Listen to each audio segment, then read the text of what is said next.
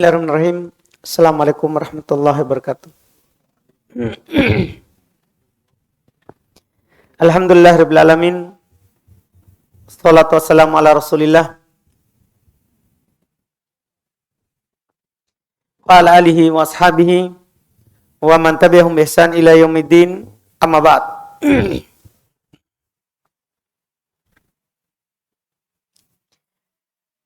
Kaum muslimin, jemaah salat maghrib rahimani wa rahimakumullah. Alhamdulillah, kembali di malam hari ini kita mendapat nikmat dari Allah Subhanahu wa taala untuk kembali bermajelis ilmu,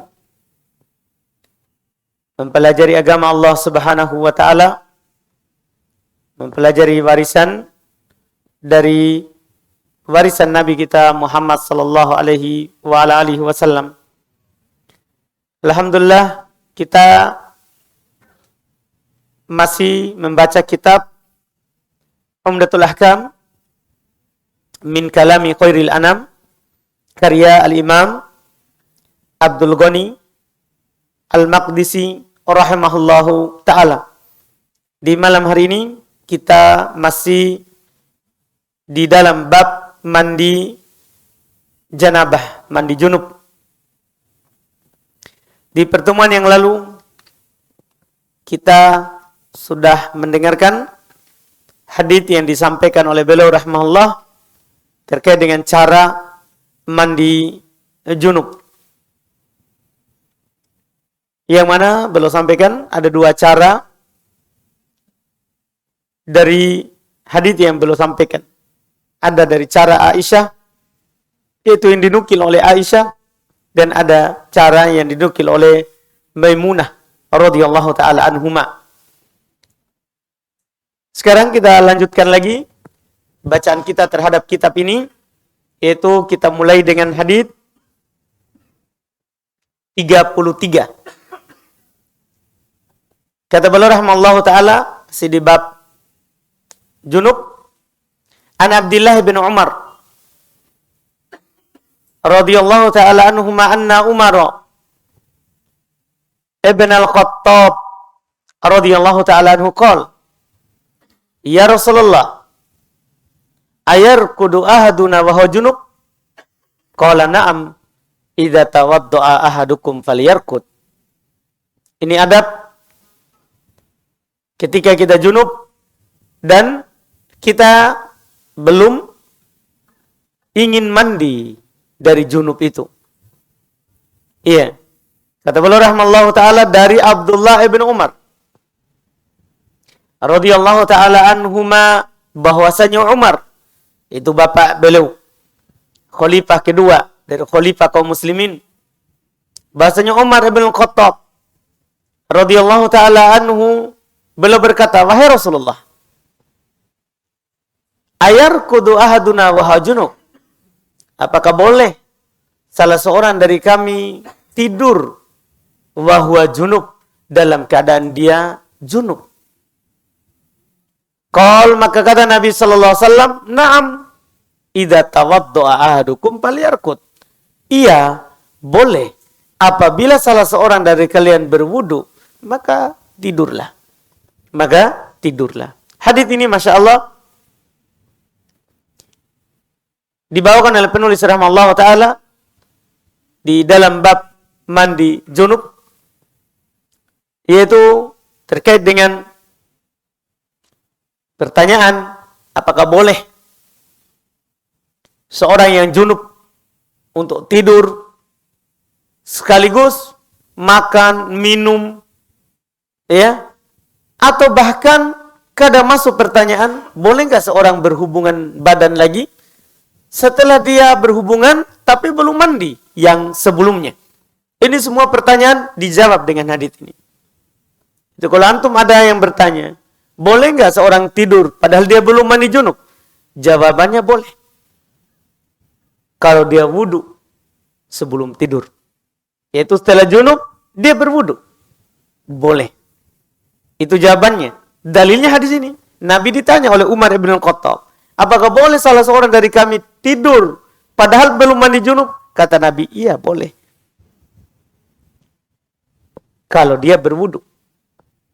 Kalau dia berwudu kemudian tidur. Demikian pula kalau ada yang bertanya, boleh nggak kami makan atau minum setelah junub tapi belum tidur? Jawabannya, iya boleh. Karena tidur saja boleh, apalagi makan dan minum. Sama dikiaskan. Demikian pula kalau ada yang bertanya, boleh nggak dia lagi mendatangi istrinya?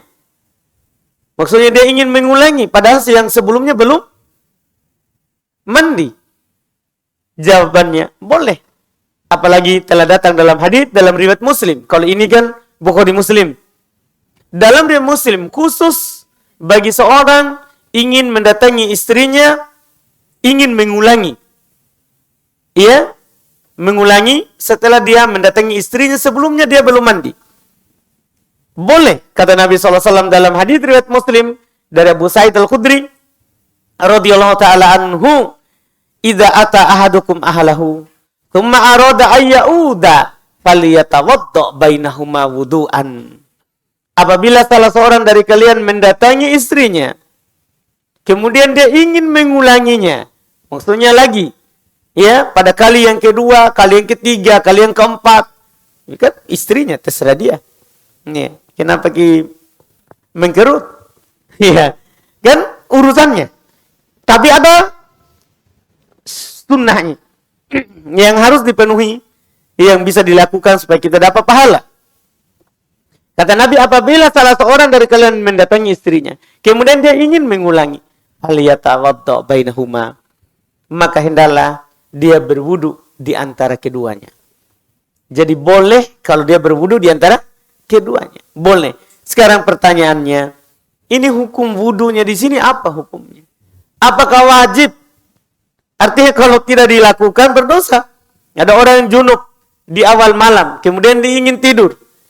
Ini hukum dia tidur langsung tanpa wudu apa? Dan apa hukum dia berwudu sebelum tidur?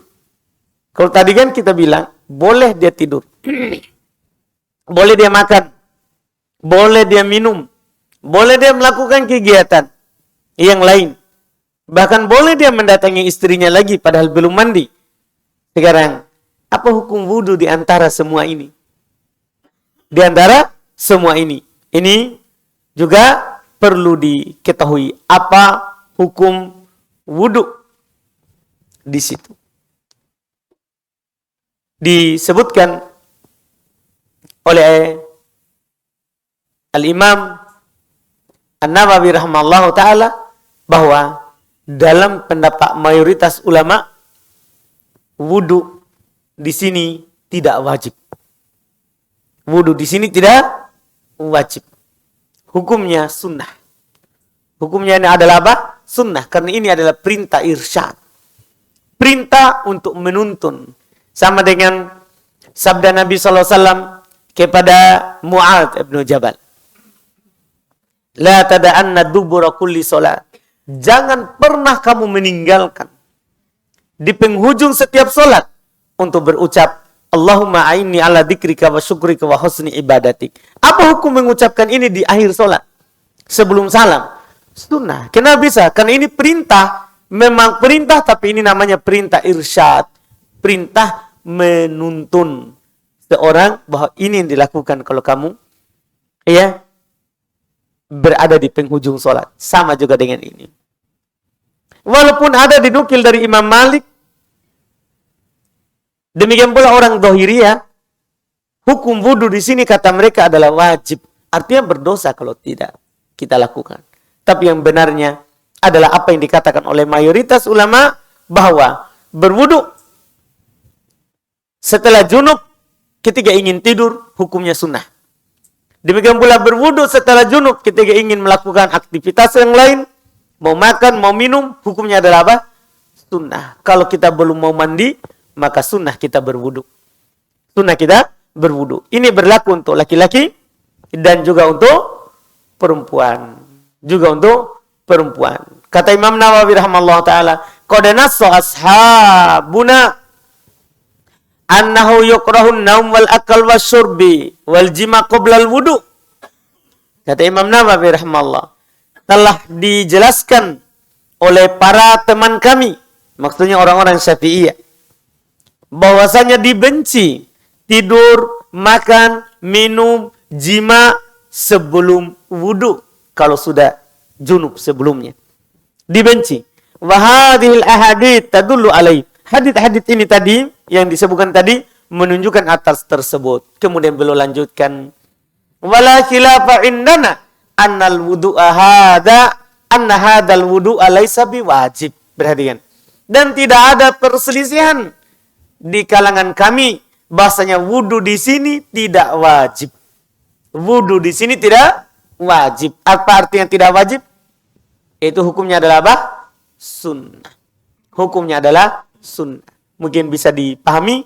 Jadi ini tuntunannya. Artinya, kalau ada salah seorang dari kita sudah junub di awal malam, kemudian langsung dia tidur tanpa wudu, berdosa atau tidak?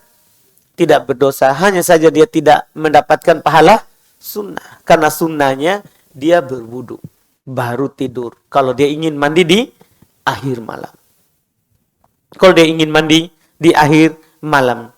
Ini faedah terkait dengan hadis yang belum bawakan di dalam bab junub. Faedah lain di sini juga yang disinggung oleh para ulama kita, yaitu faedah terkait dengan belajar. Terkait dengan belajar. Bahwa seorang itu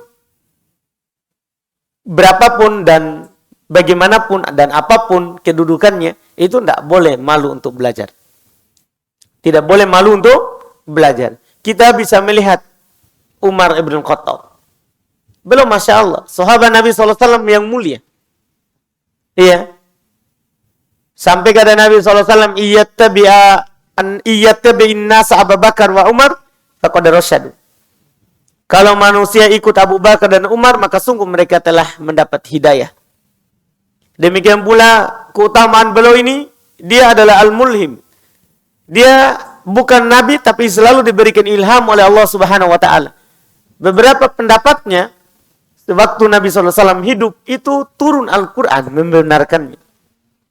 Turun Al-Qur'an membenarkannya. Ini ia dari yang disebutkan keutamaan beliau. Keutamaan Umar ibn Khattab. Di samping keutamaannya seperti itu. Iya. Ditambah lagi beliau adalah mertua dari Nabi kita Muhammad SAW. Ini Umar bin Khattab. Ini Umar bin Khattab. Dan kalau dia lewat di sebuah jalan, syaitan akan lewat di jalan lain. Akan lewat di jalan lain. Ini Umar bin Khattab. Tapi bersamaan dengan kemuliaannya itu, banyaknya ilmunya, sering menemani Nabi SAW, tidak malu beliau bertanya kepada Nabi SAW, padahal ini masalah kecil. Hanya masalah apakah kita boleh tidur kalau sedang junub. Masalah mudah. Masalah mudah. Iya. Dan beliau sering itu tadi. Sering ilhamnya, mendapatkan ilham dari Allah Subhanahu wa taala selalu mencocoki apa? Al-Qur'an. Tapi bersamaan dengan itu beliau tetap bertanya. Beliau tetap apa? Bertanya. Ini yang ditunjukkan oleh salaf, para pendahulu kita kepada kita semua. Inilah yang membuat mereka baik. Inilah yang menjadi sebab mereka diridhoi oleh Allah Subhanahu wa taala. Iya. Karena mereka semangat di dalam mempelajari dan punya keinginan yang kuat dalam hal kebaikan. Dalam hal kebaikan. Sebentar lagi akan kita dapat bagaimana Ummu Sulaim. Ini dari kalangan laki-laki. Kalau dari kalangan laki-laki banyak. Ya. Penukilan bahwa semangatnya mereka dalam belajar. Perempuan bagaimana? Ini ada hadis berikutnya juga. Ya, belum nukil sempurna. Ya, dari awal sampai akhir, padahal yang belum inginkan adalah terkait dengan junub saja. Kita baca di hadis 34. Kata beliau rahmallahu ta'ala an Ummi Salamah radhiyallahu ta'ala anha zaujin Nabi sallallahu alaihi wasallam qalat ja'at Ummu Sulaim imra'atu Abi Talha ila Rasulillah sallallahu alaihi wasallam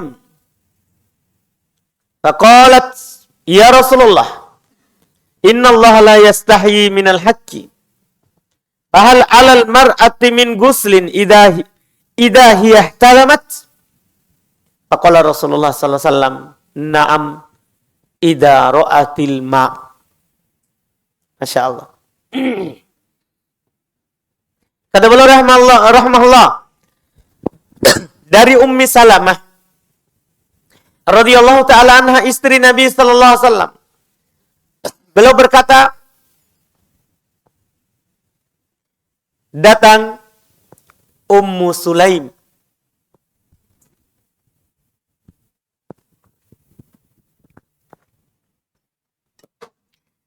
imro'atu Abi Talha, istrinya Abu Talha.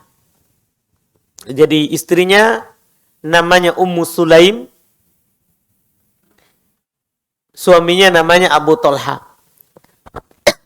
Ini menunjukkan boleh beda nama panggilan antara suami dan istri. Tidak harus kalau suaminya Abu Talha, istrinya juga harus Ummu Talha. Tidak harus. Ini kan kunyah namanya. Kunyah itu nama panggilan dari seorang. Kalau perempuan pakai kalau laki-laki pakai ab. Boleh beda. Para sahabat diantaranya ini, istrinya, kunyahnya nama panggilannya adalah Ummu Sulaim. Suaminya nama panggilannya adalah Abu Talha. Dan berkunyah itu memanggil dengan nama kunyah itu hukumnya sunnah. Nabi berkunyah. Kunyah Nabi adalah Abul Qasim. Dan para sahabat juga berkunyah. Berkunyah. Bahkan ada di antara para sahabat lebih terkenal dengan nama kunyahnya daripada nama aslinya. Bahkan ada di antara para sahabat diperselisihkan nama aslinya apa karena terkenal dengan nama kunyahnya. Seperti Abu Hurairah diperselisihkan siapa nama aslinya. Ada yang mengatakan dia namanya aslinya adalah Abdurrahman. Ada juga mengatakan nama aslinya lain. Yang jelas tidak ada perselisihan kalau nama panggilannya adalah Abu Hurairah. Abu Hurairah. Iya. Demikian pula sahabat-sahabat yang lain. Sunnah seorang itu berkunyah dan tidak harus menunggu punya anak. Karena kunyah ini tidak ada kaitannya dengan anak. Walaupun antum tidak punya anak, memang kunyah itu sunnah. Antum dipanggil dengan Abu Fulan. Begitu. Iya, Abu Fulan. Boleh. Dan itu, Masya Allah, kalau kita lakukan itu, karena mencontohi Nabi SAW, maka kita akan dapat pahala. Kita akan mendapatkan pahala. Iya. Ini yang bisa kita lakukan. Iya, di antaranya. Kemudian datang, kata Ummu Salamah, datang Ummu Sulaim, istri dari Abu Talha, kepada Rasulullah SAW. Dia berkata, wahai Rasulullah. Ini datang bertanya, wahai Rasulullah. Faedahnya, kata para ulama, bolehnya seorang perempuan langsung bertanya kepada seorang alim. Boleh, tapi ingat, kalau tidak ada fitnah. Dan perempuan juga ini, dia tidak boleh menambah-nambah ucapan kecuali apa yang dia butuhkan saja. Kecuali apa yang dia butuhkan saja. Dan dia bertanya apa yang dia butuhkan saja. Tidak boleh berpanjang-panjang masalah lain, tanya kabar, semoga ustaz sehat, sekeluarga. Ya, tidak perlu. Iya, sampaikan saja. Bertanya langsung saja apa yang ingin ditanyakan. Apa yang ingin ditanyakan. Karena dipersyaratkan kalau tidak ada apa? Fitnah. Kalau tidak ada apa? Fitnah. Tapi hal itu boleh. Itu dicontohkan oleh Nabi Shallallahu Alaihi Wasallam. Jadi dia datang, wahai Rasulullah. Ini ciri perempuan muslimah. Ciri perempuan solehah adalah mereka semangat dalam belajar agama. Mereka semangat dalam belajar agama. Iya. Dia bertanya datang kepada Rasulullah, wahai Rasulullah, Innallaha la yastahi minal haqqi. Allah Subhanahu wa taala tidak malu dari yang benar. Kalau itu perkara benar pasti Allah sampaikan. Demikian pula Rasulullah SAW. Kalau itu adalah perkara terkait dengan hal yang benar, dibutuhkan oleh umat, tuntunan syariat, maka tidak pernah Nabi SAW malu untuk menyampaikannya. Iya, dia kasih ini. Kenapa belum kasih dulu pendahuluan? Karena masalah yang belum tanyakan sebentar itu adalah perkara yang biasanya perempuan malu untuk menanyakannya. Makanya belum katakan Allah tidak malu dari yang benar. Fahal alal mar'ati min guslin idahiyah talamat. Apakah wajib bagi perempuan mandi kalau dia mimpi basah? Kalau dia mimpi basah. Seperti laki-laki, junub. Tapi junubnya bukan karena didatangi oleh suami. Tapi junubnya ini karena apa? Mimpi berhubungan sehingga ada yang keluar. Kata Nabi SAW, faqala Rasulullah SAW, maka kata Nabi SAW menjawab, na'am, iya. Wajib dia mandi. Idza ra'atil ma, kalau dia lihat air. Maksudnya kalau ada air, cairan yang keluar. Kalau ada cairan yang keluar. Kalau dia mimpi kemudian keluar air, maksudnya air mani, ya, dari seorang perempuan, maka dia wajib mandi. Hadis ini, di samping apa yang kita katakan tadi itu, terkait dengan bab kita sekarang, bab mandi junub, bahwa kan sebelumnya mandi junub itu sudah diterangkan caranya. Sekarang apa sebabnya seorang itu mandi junub? Di hadis ini belum sampaikan sebabnya kalau seorang itu mimpi. Kalau seorang itu mimpi. Nanti di hadis nomor 36 sebab seorang itu mandi kalau dia mendatangi istrinya. Atau kalau istri dia didatangi oleh suaminya. Ini mulai menjelaskan sebab yang mewajibkan mandi. Hadis ini menjelaskan bahwa di antara sebabnya seorang mandi junub kalau dia melihat air mani keluar. Iya. Di sini disebutkan mimpi basah. Demikian pula kalau bukan dengan jima, apakah hanya dengan memikirkan? Ya. Dia keluar maninya, maka wajib mandi. Apa dalilnya kalau lihat air keluar mani, apakah dengan mimpi ataupun dengan yang lain wajib mandi? Hadis yang ada di hadapan kita. Nabi berikan kita kaidah. Na'am idza ra'atil ma. Ia wajib mandi kalau dia melihat apa? Air. Kalau dia melihat air. Ini yang dikatakan oleh Nabi kita Muhammad sallallahu alaihi wasallam. Di dalam hadis yang lain kata Nabi sallallahu alaihi wasallam, al-ma minal ma. Dalam hadis lain, ini kan hadisnya Nabi bilang, iya wajib dia mandi kalau lihat air. Tapi ingat, ini kalau lihat air, kalau mimpi bukan berhubungan badan. Adapun sebabnya karena berhubungan badan, lain lagi. Itu walaupun tidak keluar air, tetap wajib mandi. Akan ada hadisnya nanti. Ini terkait dengan orang yang mimpi berhubungan atau tidak mimpi tapi dia keluar, bangun, ada air. Ya. Kata Nabi SAW, iya kalau dia lihat air. Itu intinya. Di hadis lain kata Nabi SAW, al-ma'u minal ma'i.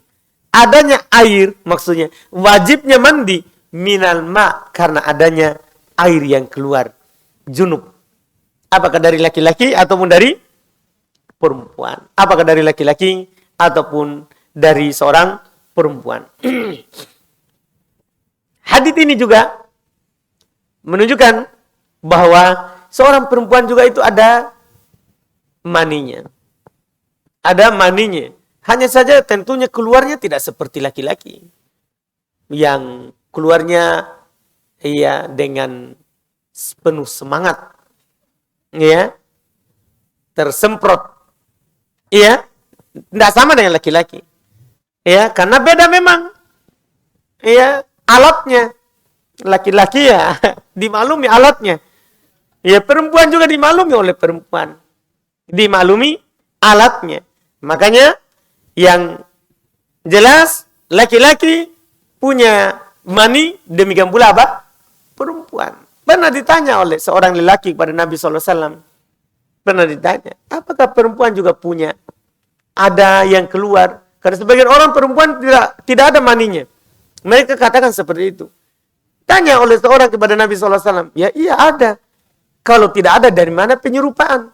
Di mana datangnya anak, ada yang serupa dengan bapaknya, mirip. Dan ada yang mirip dengan ibunya. Itu kan kata Nabi, adanya ini penyerupaan, adanya kemiripan, itu karena ada mani.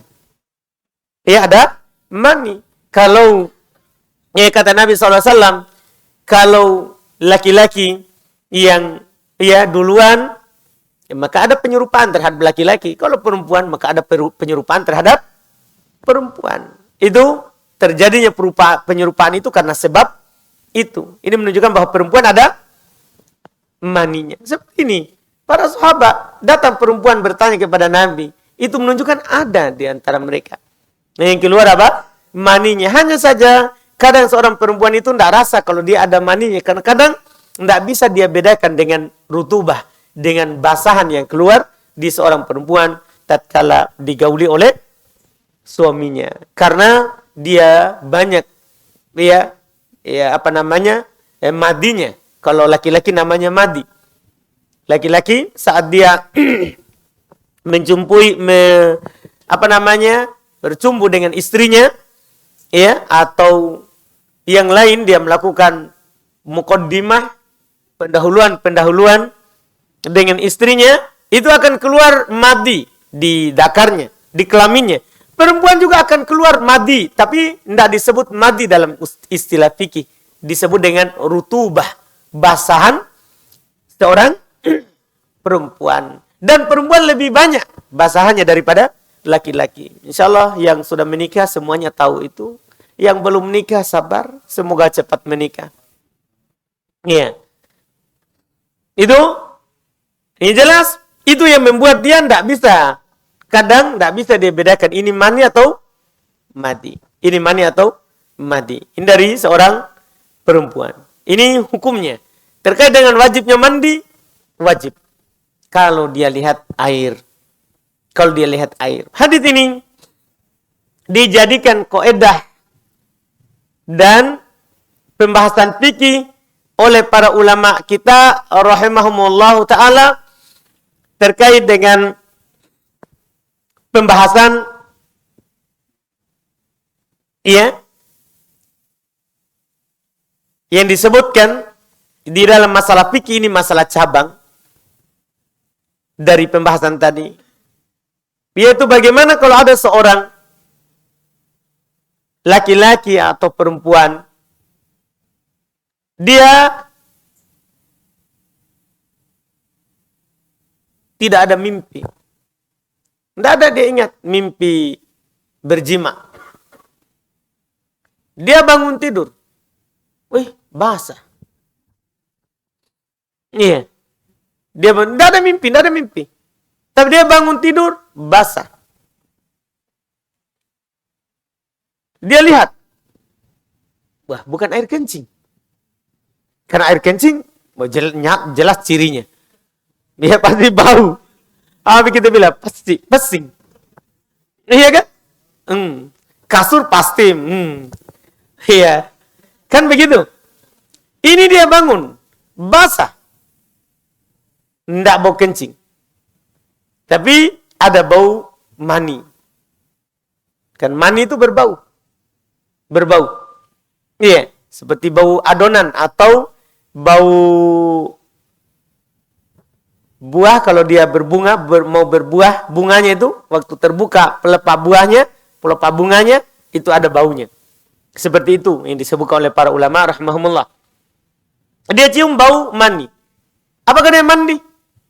Itu pertanyaannya. Nah, ini dia tidak mimpi. Tiba-tiba ada air. Wah, capek-capeknya ini mandi. Nah, tidak ada yang dirasakan. Tiba-tiba bangun apa? Lihat air. Apakah wajib mandi? Wajib dia mandi. Karena Nabi bilang, na'am. Idza ra'atil ma. Iya, kalau dia lihat air. Walaupun di awalnya, apakah wajib perempuan mandi kalau dia mimpi? Tapi Nabi kasih kaidah umum. Kaidah umum. Iya, kalau dilihat apa? Air. Artinya walaupun tidak mimpi, kalau tiba-tiba dilihat air, maka wajib mandi. Paham ini cabangnya? Cabang kedua. Bagaimana kalau ada seorang mimpi berhubungan? Mimpi berhubungan. Tapi dia bangun tidak ada air. Maksudnya tidak ada mani yang keluar. Atau dia mimpi pas mau keluar langsung dia bangun, dia pegang supaya tidak keluar. Iya. Itu pertanyaannya. Siapa tahu kan dingin sekali nih masa ini. Iya. Iya. Jam-jam. Iya. Akhirnya dia lagi di puncak gunung. Begitu. Mimpi. Tapi malas dia mandi. Langsung dia terbangun, tersentak bangun. Langsung dia tahan. Dia pegang. Iya. Iya barangnya. Akhirnya. Turun syahwatnya. Jadi tidak keluar. Apakah wajib dia mandi? Itu pertanyaannya. Apa jawaban antum? Ada orang mimpi nih, mimpi enak. Iya. Tapi tidak keluar. Karena dia terbangun atau dia tahan. Atau dia mimpi bangun tidak lihat air. Tidak lihat air. Apakah wajib mandi? Paham pertanyaannya? Apakah wajib mandi? Jawabannya tidak. Karena Nabi bilang, iya kalau lihat air. Itu kaidah dalam jawaban itu. Karena Nabi SAW belum diberikan oleh Allah Subhanahu Wa Taala kemampuan untuk berucap dengan jawami'ul kalim. Kalimat-kalimat yang ringkas, tapi faedahnya besar. Banyak. Ini keunggulan Nabi SAW dan tidak diberikan kepada Nabi sebelumnya. Ini Masya Allah. Ini, ingat, ini yang mimpi ya. Adapun kalau dia sadar, dia mendatangi istrinya, ini lain cerita. Ada nanti hadisnya lagi. Ini yang mimpi. Dia bukan berhubungan atau mendatangi istrinya. Iya. Kita baca lagi hadis. Berikutnya baru kita lihat yang mendatangi istrinya.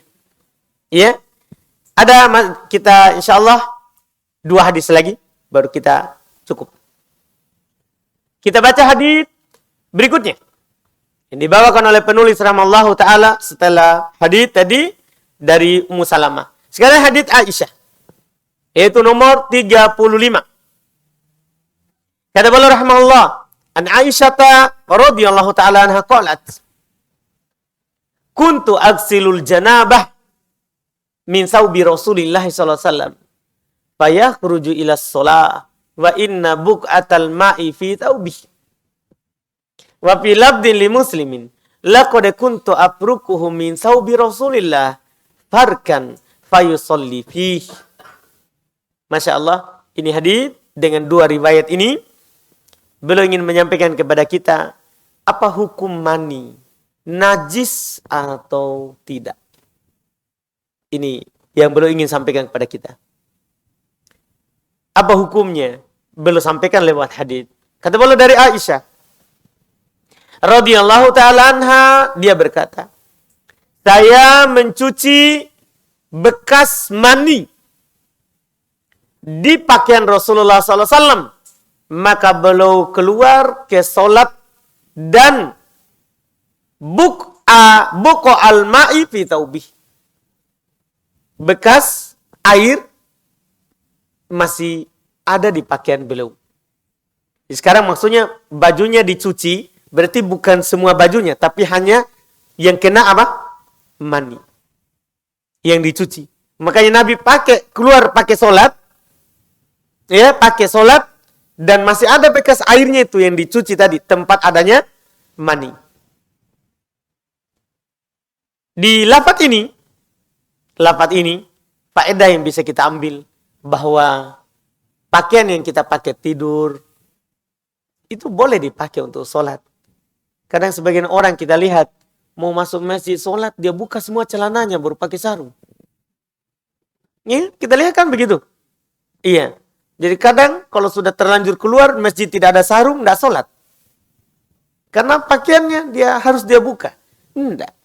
Pakaian yang kita pakai kerja, pakaian yang kita, bahkan Nabi pakaian yang belum pakai untuk mendatangi istrinya, belum pakai untuk sholat, tidak ada masalah. Tidak ada masalah. Yang dilarang itu kalau ada najisnya. Kalau ada najisnya. Adapun hukum mani, kita lihat dengan hadis berikutnya. Karena akan lengkap dengan dalam riwayat Imam Muslim. Wabilabdil muslimin. Dalam lafaz Imam Muslim. Laqad kuntu afrukuhu min saubi Rasulullah. Sungguh saya mengkeriknya. Jadi ada mani. Kena pakaian Rasulullah SAW. Dan mani ini melengket di bajunya. Kering. Maka Aisyah mengkeriknya dari pakaian Rasulullah SAW. Kemudian Nabi sholat menggunakan pakaian itu. Hadits ini menjelaskan kepada kita apa hukum mani. Kalau kencing, ya madi sudah kita juga ambil sebelumnya di pembahasan najis. Sekarang mani, apakah mani najis atau tidak? Iya. Sebagian ulama dalam hal ini dinukil dari Imam Malik, demikian pula Abu Hanifah. Mereka berdua berpendapat hukumnya mani najis. Kami ulangi, dinukil dari pendapat madhab Imam Malik dan Imam Abu Hanifah. Dia menjelaskan hukum mani adalah najis. Kenapa? Karena Aisyah mencucinya dalam riwayat yang pertama. Karena Aisyah apa? Mencucinya. Dan yang dicuci itu adalah apa? Najis. Itu dalil dari mereka berdua. Sementara mayoritas ulama, termasuk Imam Syafi'i, Imam Ahmad, mayoritas ulama mereka berpendapat kalau mani itu tidak najis. Mani itu tidak najis. Apa dalilnya? Riwayat yang kedua. Aisyah hanya mengkeriknya. Nah, namanya mengkerik itu bisa bersih nggak? Atau hanya yang ini saja yang kering di luar permukaan kain? Kan begitu. Ini menunjukkan tidak najisnya. Tidak najisnya. Terus juga alasan yang kedua, tidak ada perintah untuk mencuci mani. Tidak ada hadis. Ini kan hanya Aisyah yang mencucinya. Apalagi Aisyah sudah bicara sendiri. Belum di satu ketika lagi, kali yang lain belum dah cuci. Tapi belum apa? Belum hanya mengkeriknya saja. Kemudian Nabi pakai sholat. Nabi pakai sholat. Tidak ada perintah untuk mencuci mani. Ini menunjukkan mani tidak najis. Alasan lagi, di antara yang disebut oleh para ulama, ini mani, darinya manusia diciptakan. Iya kan? Manusia itu adalah makhluk yang paling mulia. Allah Subhanahu wa taala berfirman, walaqad karramna bani Adam. Sungguh kami telah memuliakan siapa? Bani Adam. Sungguh kami telah memuliakan Bani Adam. Namanya yang mulia. Cocok nggak kalau diciptakan dari najis? Cocok nggak kalau kita ini pikirkan yang dimuliakan tapi apa?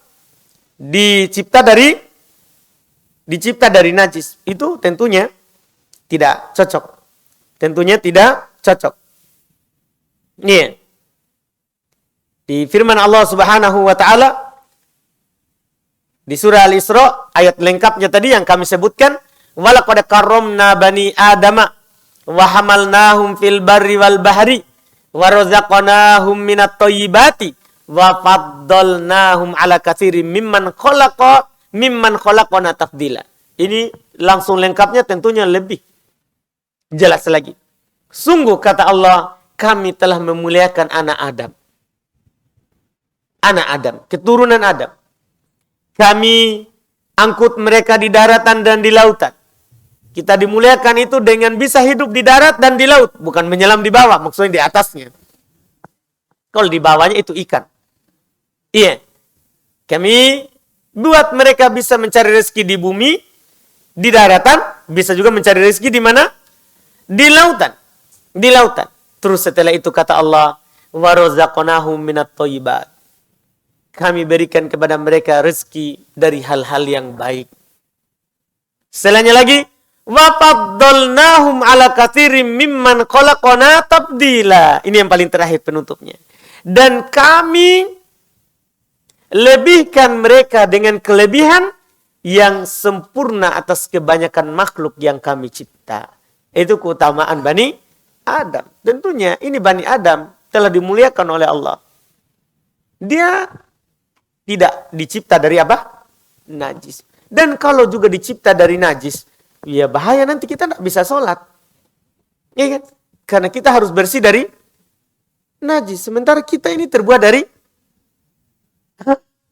kan begitu. Jadi ini mayoritas dengan semua alasan ini berarti mani adalah suci, tidak najis. Mani itu suci, tidak najis. Dan ini pendapat mayoritas yang benarnya.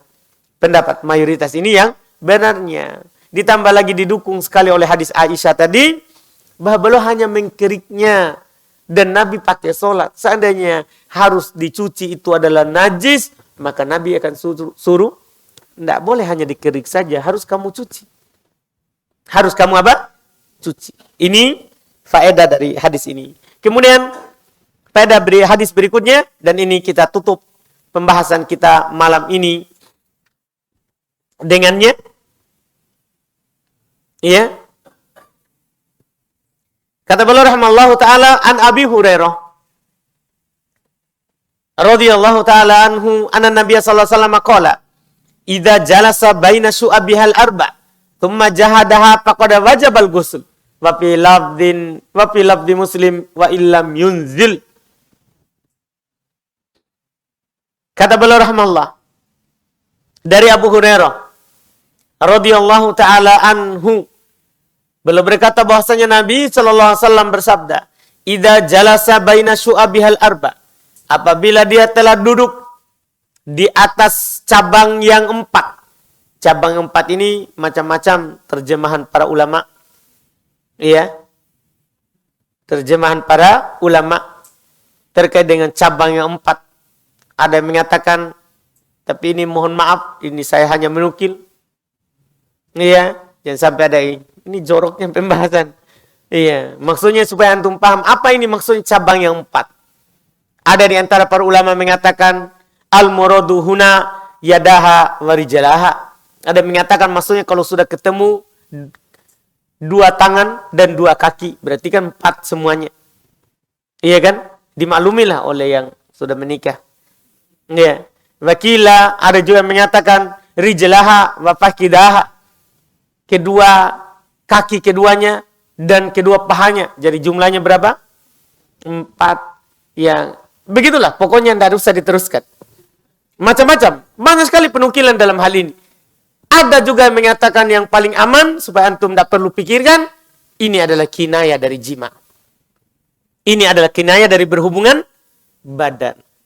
Ini adalah kinayah dari berhubungan badan. Kalau dia sudah duduk di situ, maksudnya sudah melakukan jima, thumma jahadaha, kemudian dia bersungguh-sungguh, faqad wajabal ghusl, maka wajib mandi. Wajib mandi. Wa fi lafdhi Muslim, dalam lafaz Imam Muslim, wa illam yunzil, kalau tidak sampai keluar airnya, walaupun tidak sampai keluar airnya. Tadi kan yang pertama, kalau ada air baru mandi. Kalau yang ini beda. Sekedar mendatangi, dia masukkan timbanya di ember, walaupun tidak ambil airnya. Paham kan? Ya? Walaupun dia tidak ambil airnya, maka sudah wajib mandi. Demi Bapak, bahaya ini. Iya. Begitu Pak, hukumnya Pak. Iya. Jadi wajib mandi. Jadi memang kalau tidak mau jangan. Iya. Jangan dicelupkan timbanya. Berburu saja di sekitarnya. Iya. Iya kan kalau tidak mau mandi daripada kita bilang, aduh bahaya ini. Iya. Itu biasa dilakukan. Tidak menyapa. Tidak menyapa. Jadi ini beda. Ini sebab kedua dari sebab mandi. Mendatangi istri. Mendatangi istri. Dan bedanya ini dengan yang sebelumnya. Kalau sebelumnya harus lihat air. Baru wajib mandi. Kalau ini walaupun tidak lihat air. Artinya walaupun tidak sampai keluar air mani. Wajib mandi. Wajib mandi. Yang penting dia duduk di atasnya. Dan jangan sampai, oh saya tidak duduk, cuma baring-baring. Nah, ini kinaya dari jima. Ini kinaya dari jima. Walaupun tak duduk. Yang penting antum sudah itu, mau lakukan, terus antum bersungguh-sungguh, setelah itu antum berhenti, karena tiba-tiba malas. Iya? Karena tiba-tiba malas itu, Aisyah bilang, Nabi pernah begitu sama saya, lakukan, tapi belum malas, akhirnya tidak sampai keluar airnya. Itu tidak masalah. Itu tidak masalah. Ini yang dikatakan. Kata Aisyah, wa illam yunzil. Walaupun tidak keluar air. Ini sebab kedua. Kapan seorang melakukan, walaupun tidak keluar air, wajib mandi. Wajib mandi. Iya. Dan ada faedah lain juga, tapi saya nggak tahu perlu atau tidak ini ya. Iya. Iya. Bagaimana kalau hanya sekedar disentuhkan, tidak sampai masuk? Ini masalah. Iya. Tidak sampai. Tapi hanya apa? Sentuh. Iya. Apakah wajib juga mandi? Apakah juga wajib mandi? Ini dibahas oleh para ulama, bukan saya. Jangan sampai ada mengatakan joroknya Ustadz itu. Tidak. Kata Ibnu Qudamah rahimahullah.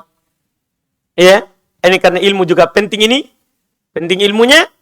Walau massa al-khitanul khitan. Min ghairi ilaj. Ini kata Ibnu Qudamah. Kalau ada yang disunat, menyentuh yang disunat. Tuh, paham kan? Iya, bahasanya. Min ghairi ilaj. Tanpa dimasukkan. Cuma dia sentuhkan yang sudah tersunat dengan yang sudah disunat. Paham ya? Alhamdulillah, tanpa dimasukkan. Fala gusla bil ittifaq. Maka tidak ada kewajiban mandi. Berdasarkan apa? Kesepakatan. Jadi yang mandi itu yang tadi. Bukan hanya sentuh. Tapi yang sudah. Dia, iya, dan bersungguh-sungguh. Dan bersungguh-sungguh. Masya Allah, ada tambahan dari Salim ya. Bukan saya. Salim tadi itu yang ngomong. Iya, baik. Masya Allah. Tapi dia bilang tadi masuk, bisa saja masuk waktu ya. Dia pengen teriak begitu. Masya Allah. Sedikit lagi Salim. Satu lagi. Terakhir sudah ini. Jadi, iya. Jadi ini kata Ibnu Qudamah rahimahullah. Terakhir, kata Al-Imam An-Nawawi. Ini masalah ini saja. Bagaimana kalau tidak sampai? Dia hanya menyentuhkan. Kata Ibnu Qudamah, tidak ada mandi. Penukilan kedua, Imam Nawawi. Qala Nawawi. Walau wadu'a maudhi'a kitanihi ala maudhi kitaniha. Walam yudhilhu fi madakhalid dakar. Lam yajibi ghusl bi ijma'il ummah. Perhatikan ini. Kata Imam Nawawi, kalau dia letakkan yang sudah disunat ke tempat yang sudah disunat. Dia hanya letakkan yang sudah disunat ke tempat yang sudah disunat. Dan dia tidak memasukkannya di tempat itu.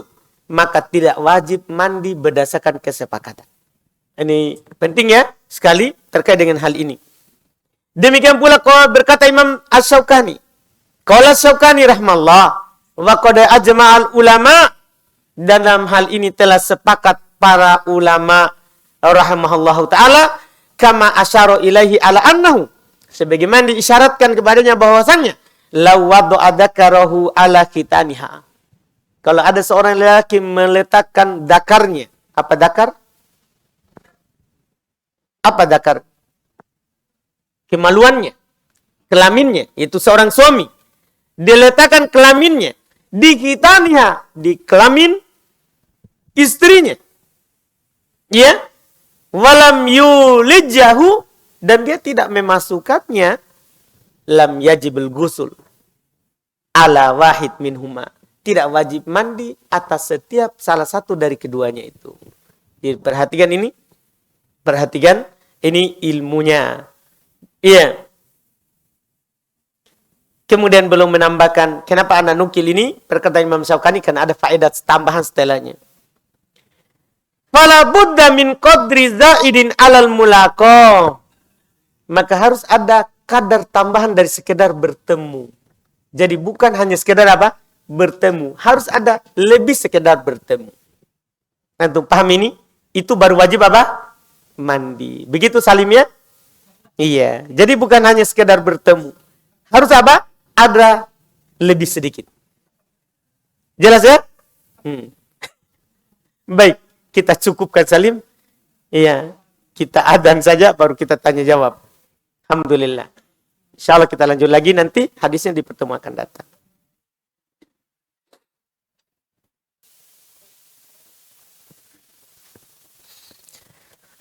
Baik, Alhamdulillah. Silakan kalau ada yang bertanya boleh langsung. Silakan.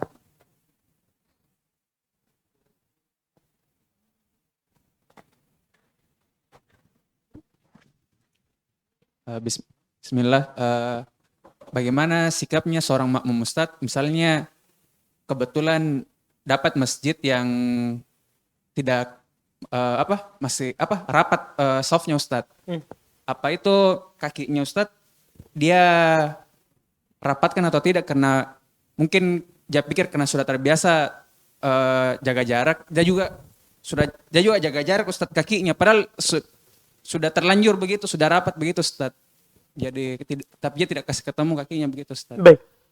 Kalau untuk saat ini ya diberi udzur dengan hal tersebut. Tidak apa-apa. Iya. Tapi kalau di waktu yang lain tentunya tidak. Karena Nabi SAW katakan taros rapatkan al-ka'b bil ka'b wal mankib bil mankib. Tumit dengan tumit. Bahu dengan bahu. Tapi keadaan kita sekarang ini, kita dianjurkan untuk menjaga, walaupun masjid itu tidak menjaga, kita yang menjaga diri kita. Kita menjaga diri kita. Iya. Jadi, bukan berarti kalau ada masjid tidak menjaga, kita tidak sholat di masjid. Bukan. Kita yang menjaga diri kita. Kita yang pakai masker, kita yang jaga jarak. Itu tidak apa-apa. Iya. Wallahualam. Silakan.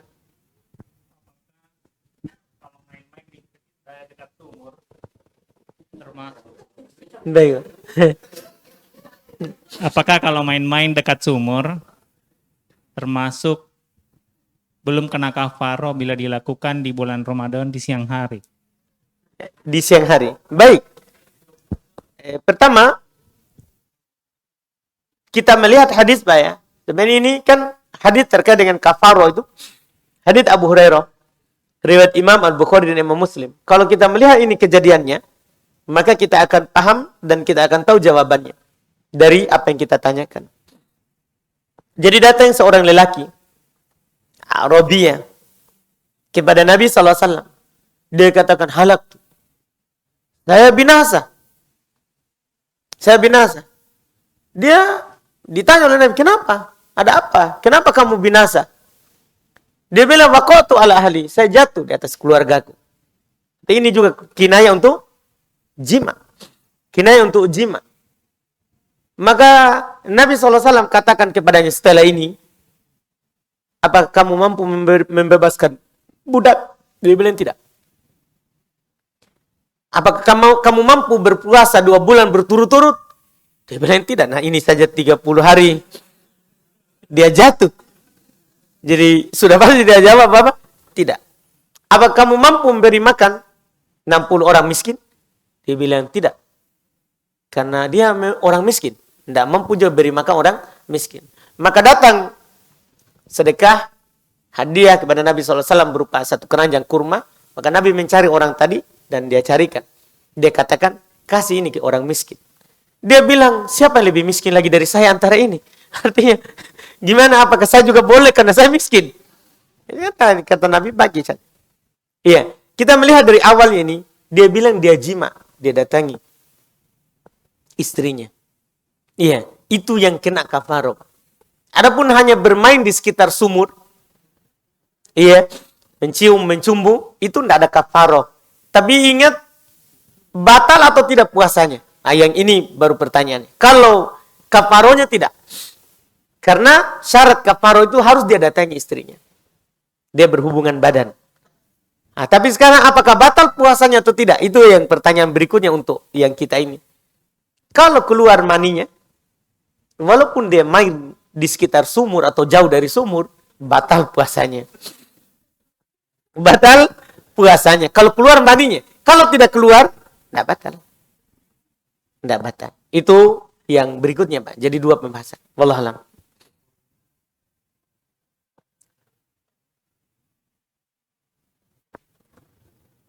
Saya silakan.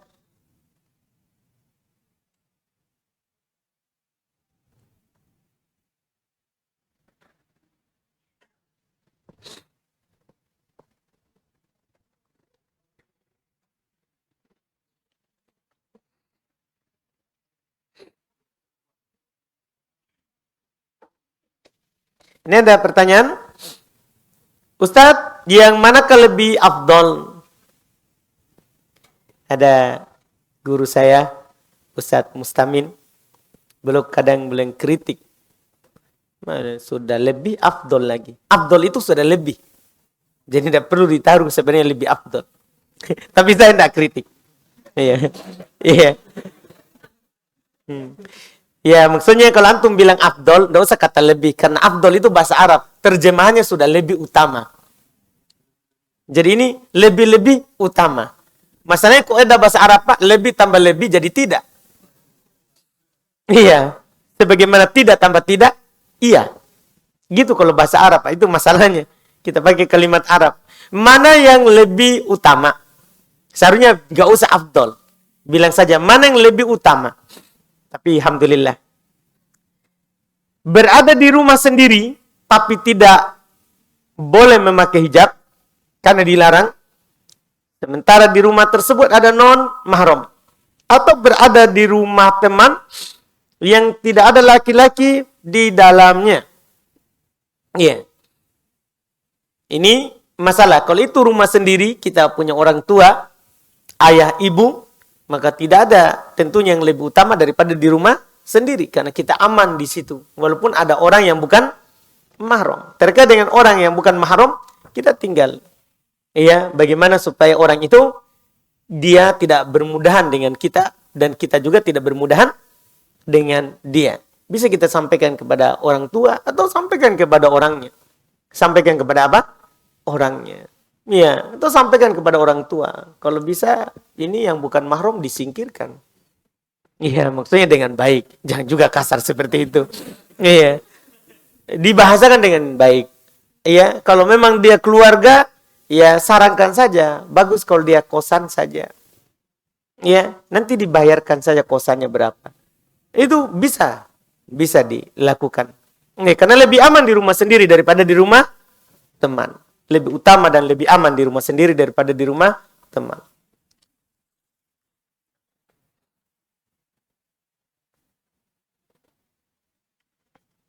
Bagaimana sikap perempuan mengalami keputihan di celana dalam dan memakainya sholat? Ya, Masya Allah. Alhamdulillah. Berarti banyak orang tidak malu ya. Yang penting ingin tahu yang benar. Terkait dengan keputihan, seorang perempuan kalau keluar keputihan itu adalah najis. Keputihan itu adalah najis. Itu dulu yang disepakati. Dan kalau dia keluar, batal wudunya. Kalau dia keluar, batal wudunya. Dan dikecualikan kalau memang sudah kebiasaan dan penyakit. Misalnya selalu keluar keputihannya. maka tetap dihukumi najis. Tetap dihukumi najis. Dalam hal ini, keputihannya itu najis. Dan kalau dia keluar, batal sholatnya. Pada dasarnya. Cuman, seorang yang sudah penyakit, maksudnya sudah sering keluar keputihannya seperti itu, maka cukup dia cuci di awal sholat. Cukup dia cuci di awal sholat. Kalau keluar saat sholat, itu dimaafkan. Itu dimaafkan. Dan terkait dengan ini, katanya kena celana dalam, sebenarnya ada anjuran Nabi. Walaupun anjuran ini terhadap perempuan yang istihadah, yang selalu keluar darah dari tempat itu. Bukan haid, tapi darah istihadah. Ada anjuran Nabi, cuci dan tahan darahnya. Tahan darahnya. Dalam hal ini, seorang perempuan yang seperti ini, kalau dia pergi misalnya keluar, bukan di rumahnya, maka dia pakai yang menahan itu di samping celananya. Artinya, supaya nanti kalau pas datang sholat, dia bisa buka itu, dan celananya tetap bersih. Celananya tetap bersih. Ini dimaklumi di sisi perempuan di zaman ini, alhamdulillah, banyak hal itu yang bisa dilakukan. Itu yang dia lakukan. Tapi qadarullah misalnya kalau dia pas tidak pakai, ternyata keluar, maka cukup dia cuci tempat yang kena najis. Cukup dia cuci tempat yang kena najis. Tidak apa-apa kalau dia pakai lagi dalam keadaan basah. Tidak ada masalah. Karena mau jemur juga malu. Iya, cukup dia cuci di situ, dia peras supaya hilang airnya, baru dia apa? Pakai. Dia pakai. Itu mudah dilakukan. Bagaimana ciri mani dari wanita? Sama dengan laki-laki. Ciri mani dari wanita adalah sama dengan laki-laki. Cirinya, hanya saja itu tadi, kadang hilang ini bau mani, karena perempuan banyak cairan pelicin yang keluar ketika didatangi oleh suaminya. Sehingga menghilangkan ini bau mani. Bau mani, cirinya. Sama, asalnya mani itu sama antara laki-laki dan perempuan.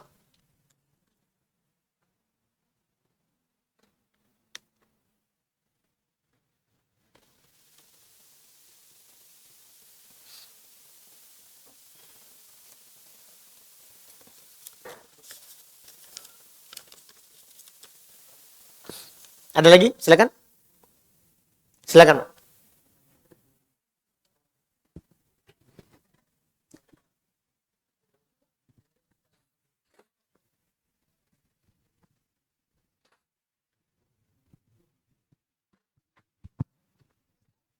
Bismillah.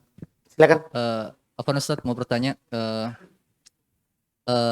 bila istri sudah selesai haid, sementara istri mengajak bermain di sumur, apakah Jadi saya tidak dengar apa kita bilang tadi.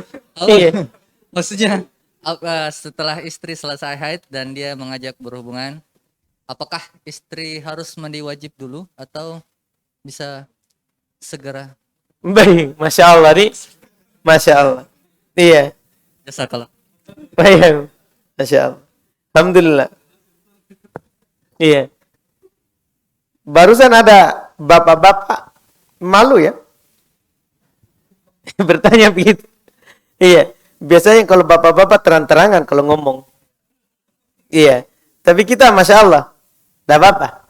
Iya. Alhamdulillah. Jadi terkait dengan apa yang kita tanyakan itu Pak. Apakah seorang istri kalau sudah keluar tanda suci, dia ajak suaminya, Ami sudah mak suci. Tapi belum mandi. Tapi ini Masya Allah, istri, Masya Allah. Biasanya suami yang... Iya. Tapi ini kejadian aneh kita nih Pak. Iya. Tapi baik Pak, baik Pak. Alhamdulillah. Iya. Sekarang, apakah boleh sebelum dia mandi suci dari haid atau tidak? Maka Allah Subhanahu wa taala berfirman, "Wa yas'alunaka 'anil mahid." Qul huwa adza fa'tazilun nisaa fil mahid. Wa la taqrabuhunna hatta yatahurna. Kata Allah Subhanahu wa taala sampai di situ dulu, baru sebentar kita sambung. Mereka bertanya kepada kamu tentang haid. Katakanlah haid itu adalah suatu kotoran, itu darah najis kalau dia keluar.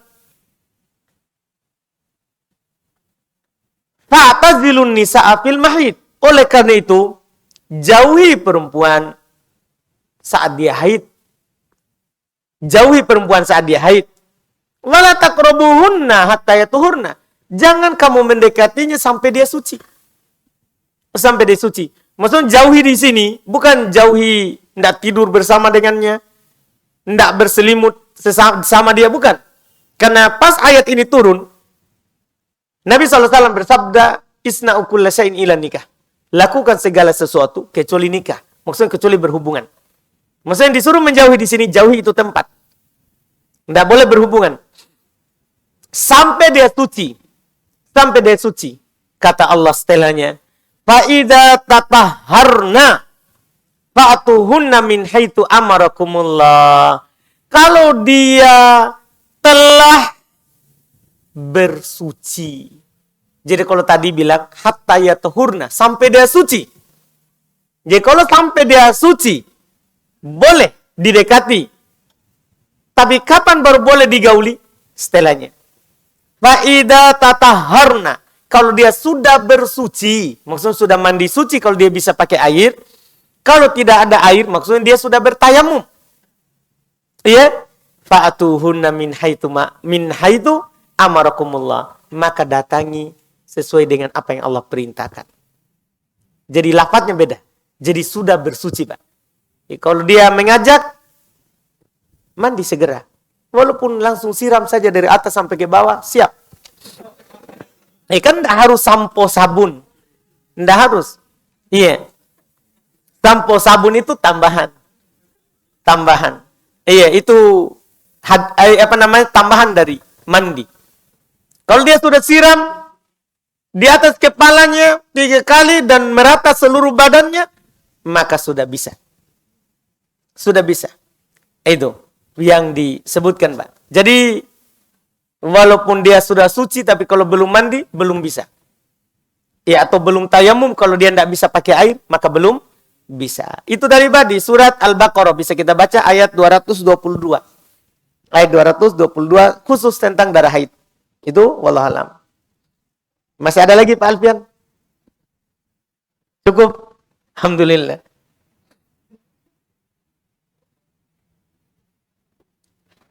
Baik, ini ada pertanyaan berikutnya.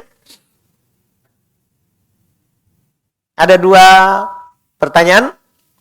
Katanya saling berhubungan antara 2 pertanyaan ini. Sebelum memutuskan untuk menggunakan cadar, Anda memiliki perjanjian dengan ibu. Perjanjiannya itu boleh menggunakan cadar, tapi jika berhubungan dengan kuliah dan kerja nanti, hanya boleh menggunakan masker. Dikarenakan instansi melarang menggunakan cadar. Tentang poin saat kerja nanti, Anda mengetahui ilmunya sebaik-baiknya perempuan itu berada di rumah. Namun keluarga sangat mengharap Anda bisa bekerja untuk membantu perekonomian keluarga. Iya. Ini sebelum memutuskan. Jadi sekarang sudah ya, sudah pakai cadar ya. Cuman masalahnya, iya, orang tua kalau sudah selesai kuliah dan bekerja, maka pakai masker saja. Tidak perlu pakai cadar. Apa yang harus dilakukan? Pertama, ya, kita bertakwa kepada Allah semampu kita. Iya, kita bertakwa kepada Allah semampu kita. Dan kalau kita bertakwa kepada Allah semampu kita, maka Allah akan memberikan jalan keluar dari urusan atau masalah yang kita hadapi. Masalah yang kita hadapi. Allah Subhanahu wa taala berfirman, "Wa may yattaqillaha yaj'al lahu min amrihi yusra." Siapa yang bertakwa kepada Allah, maka Allah akan menjadikan urusannya itu mudah. Apapun yang kita mau ingin lakukan, itu akan mudah bagi kita. Demikian pula firman Allah Subhanahu wa taala, "Wa may yattaqillaha yaj'al lahu min wa may yattaqillaha yaj'al lahu makhraja." Siapa yang bertakwa kepada Allah Subhanahu wa taala, maka Allah akan menjadikan untuknya jalan keluar. Tidak disebutkan jalan keluar dalam hal apa. Umum, apapun yang kita hadapi, bertakwalah saja kepada Allah. Itu yang harus kita lakukan yang pertama. Kemudian yang kedua, kita nasihati orang tua kita. Kita nasihati orang tua kita. Bisa nasihati dengan ucapan, maksudnya kita sampaikan. Kita sampaikan. Dengan begini saya akan terjaga, tidak diganggu. Nah, itu diantara faedah cadar yang disebutkan di dalam Al-Quran. Bisa lebih dikenal juga sama orang. Mudah dikenal. Iya. Itu yang kita sampaikan. Dalam lisanul maqal, kita ucapkan seperti itu. Yang kedua, tidak harus dikatakan. Bisa kita tampakkan dengan akhlak. Ternyata sebelumnya ini, sebelum berhijab, dia akhlaknya tidak baik sama orang tua apa. Setelah itu kita tampakkan, oh ternyata setelah dia begini, dia baik. Dia baik. Dia cuman masalahnya, dia tutup auratnya di depan bukan mahramnya. Kalau di mahramnya, dia lakukan apa yang dia bisa lakukan. Berupa perbuatan, kita tampakkan perubahan dalam hal tersebut. Ini yang kedua. Yang ketiga, kita berdoa kepada Allah. Ya, jangan ini masanya lama dari kuliah nanti sampai setelah kuliah. Kita berdoa kepada Allah. Karena hati setiap orang itu ada di tangan Allah. Innal quluba baina asabi'i min usbu'ain ar-Rahman. Sungguh hati-hati itu antara dua jari dari jari-jari Allah Subhanahu wa taala. Yuqallibuha kaifa syaa. Allah akan membaliknya sesuai dengan kehendaknya. Hari ini bisa saja dia bilang begitu, tapi hari esok belum tentu. Belum tentu, akan berubah. Akan berubah. Siapa tahu pas tamat kuliah, kita sudah dilamar sama lelaki yang bisa mencarikan nafkah untuk keluarga kita, kan kita tidak tahu. Ya kan? Allah akan mengatur semuanya. Yang penting lakukan saja dulu sekarang apa yang kita mampu, sisanya serahkan di tangan Allah. Sisanya serahkan di tangan Allah Subhanahu wa taala. Tidak perlu kita berpikir jauh dulu. Siapa tahu juga besok pas sekarang kita pakai cadar, besok meninggal. Ini kita tidak tahu. Kita tidak tahu. Iya, kan kita cuma mengharapkan kebaikan dari Allah dan takut akan dosa-dosa kita. Itu saja. Kita takut kita ini dosa banyak. Dosa banyak. Dan kita harapkan kebaikan Allah Subhanahu wa taala. Itu saja yang kita bisa lakukan. Itu wallahu a'lam terkait dengan apa yang kita hadapi. Kemudian ada pertanyaan berikutnya. Ana mau bertanya, bagaimana hukum akikah pada saat sudah tua? Apakah wajib atasnya akikah karena ketika bayi belum akikah? Akikah sudah tua, itu tidak ada tuntunannya. Nabi SAW dinukil, belu akikah saat belu sudah diangkat menjadi Nabi dan Rasul. Tapi itu penukilan tidak benar dari Nabi SAW. Tidak ada satu hadis pun yang menunjukkan bahwa Nabi demikian pula para sahabat, mereka akikah setelah mengenal Islam. Tidak ada. Oleh karena itu, akikah ini hanya sunnah hari ke-7. Ya, hari ke-7 kalau kita mampu. Karena hukum akikah itu sunnah di hari ke-7. Kata Nabi SAW, man wulida lahu walad, fahabba ayyansak falyansik fi yaumi sabi'ihi. Ya, falyadbah anhu fi yaumi sabi'ihi wa yusamma wa yuhlak. Kata Nabi SAW, siapa yang diberikan keturunan, hendaklah dan dia ingin mengakikahkannya. Kata ingin mengakikahkannya, ini menunjukkan dia sunnah. Maka dia akikahkan pada hari ke-7. Sembelih untuknya di hari ke-7. Dia beri nama dan dia cukur rambutnya. Di hari ke-7. Ini kata Nabi. Dan ini juga Nabi contohkan berupa perbuatan. Beliau akikah cucu beliau Al-Hasan Al-Husain. Itu pada hari ke-7. Tidak ada penukilan bahwa mereka akikah di kelipatan 7 berikutnya. Ini tidak ada penukilan. Itu wallahu a'lam. Ada lagi pertanyaan? Silakan. Silakan.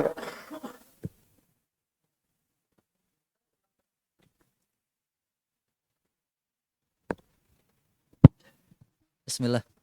Bertanya lagi Ustaz. Silakan Pak. Apa hukumnya bercukur, gunting kuku, atau misalnya cabut gigi jika dalam keadaan junub berhadas besar? Baik, Masya Allah. Apa hukum kita bercukur Yusuf. atau memotong kuku dalam keadaan junub. Iya, apa hukumnya? Boleh, tidak ada larangannya. Ada sebagian mengatakan tidak boleh cukur karena itu di rambut yang kita potong ada junubnya. Berarti nanti tidak sah. Tidak sah. Tidak, ini yang wajib dicuci, yang wajib kita siram dan yang wajib basah adalah yang bersambung dengan badan kita dan tidak bisa terpisah. Iya, di kulit. Makanya dibilang dan Nabi SAW tahta kulli sya'ratin janabah. Di bawah setiap rambut itu ada junub, bukan rambutnya tapi apa? Kulitnya. Kulitnya. Jadi kalau terpotong dan itu adalah terpisah dengan badan kita, dia bisa terpisah, tidak ada masalah. Tidak ada masalah. Itu Allah alam. Kemudian ini ada pertanyaan berikutnya, ada lagi? Di Ikhwan. Ini ada terakhir dari kertas. Mohon nasihatnya Ustaz terkait seorang yang suka memfoto hewan. Padahal hukum gambar haram. Di sisi lain ia mengharamkan gambar. Tapi dia memfoto hewan. Bermudah-mudahan dengan foto. Ini berarti bertentangan dengan apa yang dia yakini. Apa yang dia yakini.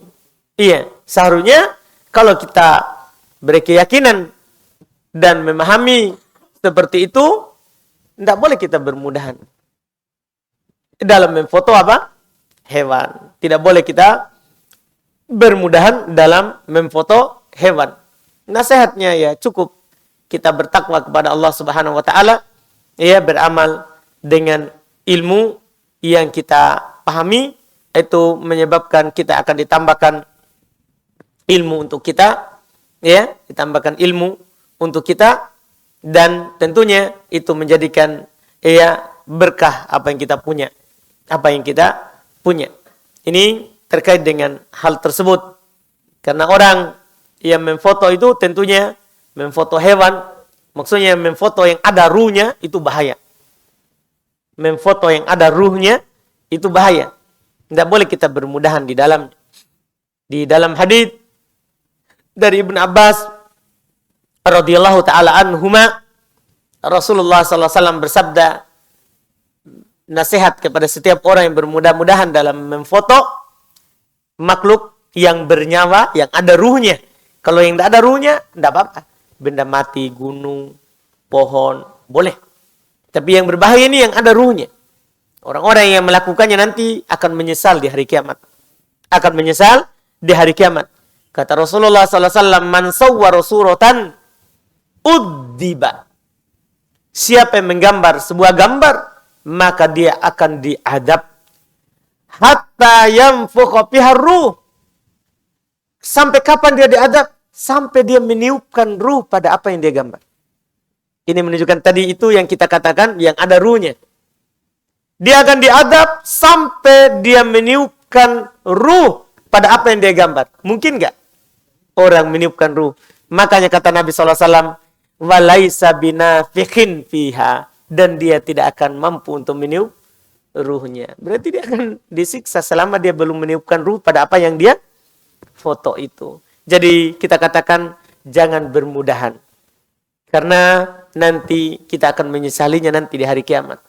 Yang kita gambar sekarang, yang kita foto sekarang, Allah akan suruh nanti. Tiupkan ruh pada yang kamu gambar.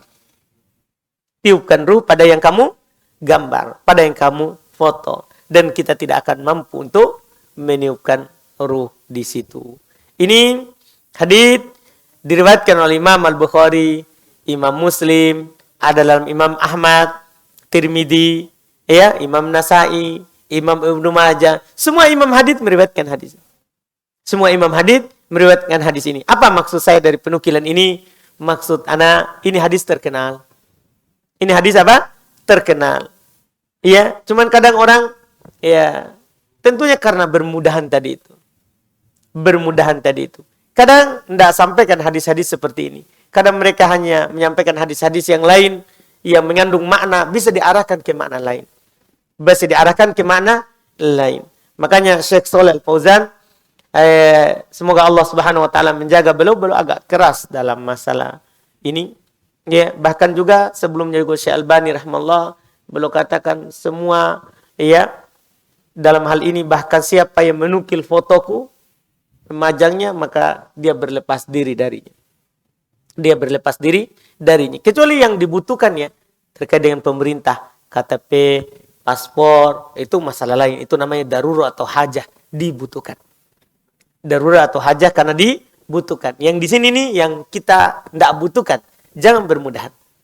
Yang kita tidak butuhkan, jangan bermudahan. Karena kita akan menyesalinya nanti. Kita mau tiup-tiup ruhnya, tidak akan bisa kita tiup. Tidak akan bisa kita tiup. Ini wallahu a'lam. Sudah cukup? Baik. Kita cukupkan, alhamdulillah. Mudah-mudahan bermanfaat insyaallah. Kita lanjut lagi nanti pertemuan akan datang. Subhanakallahumma hamdik, asyhadu an la ilaha illa anta astaghfiruka wa atubu ilaik. Assalamualaikum warahmatullahi wabarakatuh.